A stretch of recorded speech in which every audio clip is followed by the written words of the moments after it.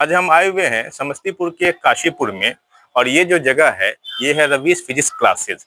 Physics बच्चों के लिए टफ होता है, ज्यादातर बच्चे जो है इसमें फंस जाते हैं। और खास करके 10th के बाद जब उन्हें चुनाव करना होता है कि कौन सी स्ट्रीम उन्हें लेनी है, तो ज्यादातर बच्चे साइंस लेते हैं। और साइंस में एक पार्ट होता है फिजिक्स।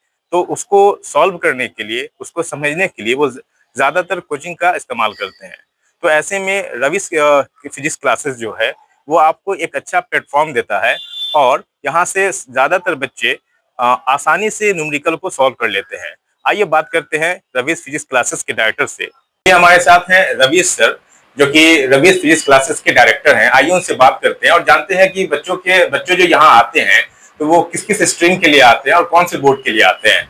सर, आपका बहुत बहुत स्वागत है हमारे इस प्रोग्राम में। सर, ये जानना चाहेंगे कि आपके पास जो बच्चे आते हैं तो सबसे चैलेंजिंग चीज आपके लिए क्या होती है।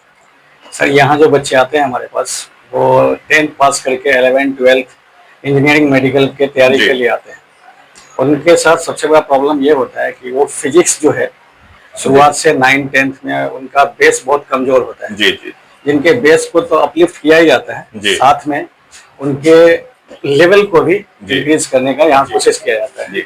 और हम लोग जो है फंडामेंटल लेवल से ऊपर लेवल तक, इंजीनियरिंग मेडिकल लेवल तक बच्चों को हम लोग यहाँ पे प्रिपेयर करवाते हैं। तो कोई बच्चे अगर चाहे कि वो इंजीनियरिंग को क्वालिफाई करना या मेडिकल को क्वालिफाई करना, तो वो सारी चीजें यहाँ प्रोवाइड की जाती है, सारी मटेरियल प्रोवाइड की जाती है। यहाँ सारा चीज प्रोवाइड होता है। यहाँ पे बच्चे को जो फिजिक्स पढ़ाया जाता है जी, वो एकदम फंडामेंटल लेवल से पढ़ाया जाता है। इवन क्या, अगर बच्चे को 9th-10th लेवल का भी फिजिक्स नहीं आता है जी, तो वो भी क्लास में डिस्कस कर दिया जाता है। फिर उसको 11th 12th इंजीनियरिंग मेडिकल के लेवल तक ले जाया जाता है। जी।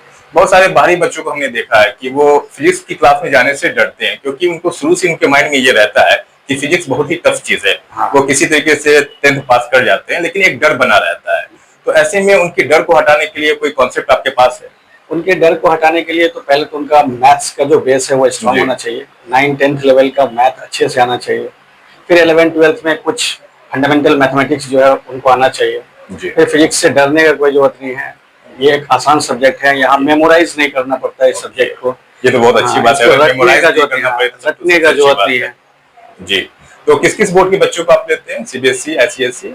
मैं सीबीएसई, आईसीएसई बोर्ड के बच्चों को, बिहार बोर्ड इंग्लिश मीडियम के बच्चों को यहाँ पे, बिहार बोर्ड के बच्चों को? बिहार बोर्ड इंग्लिश मीडियम के बच्चों को पढ़ाया। काशीपुर में तो ज्यादातर बाहरी बच्चे आते हैं जो कि गांव से बिलोंग करते हैं, तो ज्यादातर पुअर फैमिली के होते हैं। तो कुछ कॉन्सेशन आप देते हैं ऐसे बच्चों को?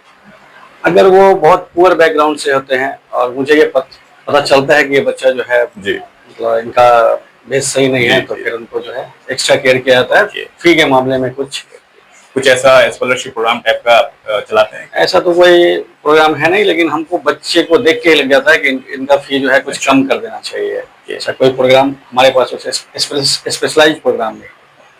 चलिए सर, आपसे बात करके बहुत खुशी हुई, बहुत अच्छा लगा कि आपने डिटेल में सारी बातें बताई।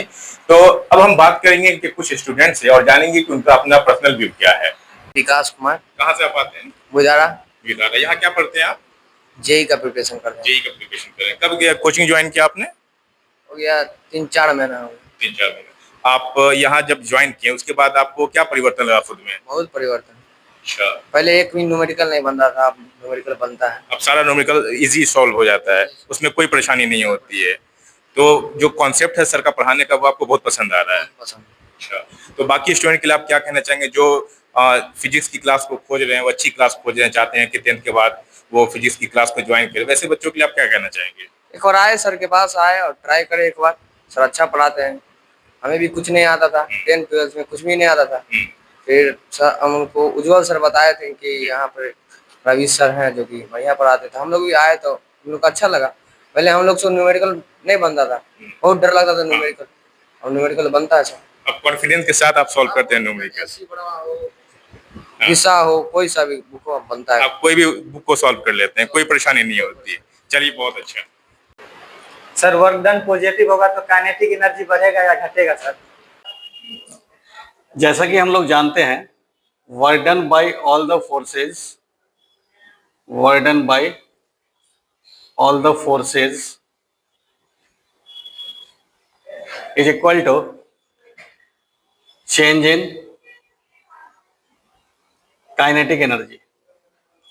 Change in kinetic energy means final kinetic energy minus initial kinetic energy. ये जितना भी फोर्स अप्लाइड है बॉडी पे, सारे फोर्स के द्वारा अगर हम लोग वर्डन कैलकुलेट करें और वो वर्डन अगर पॉजिटिव आए, अगर वो वर्डन क्या आ जाए पॉजिटिव, तो ऑब्वियस है कि ऑब्जेक्ट का final kinetic energy initial kinetic energy से ज्यादा होगा। ऑब्जेक्ट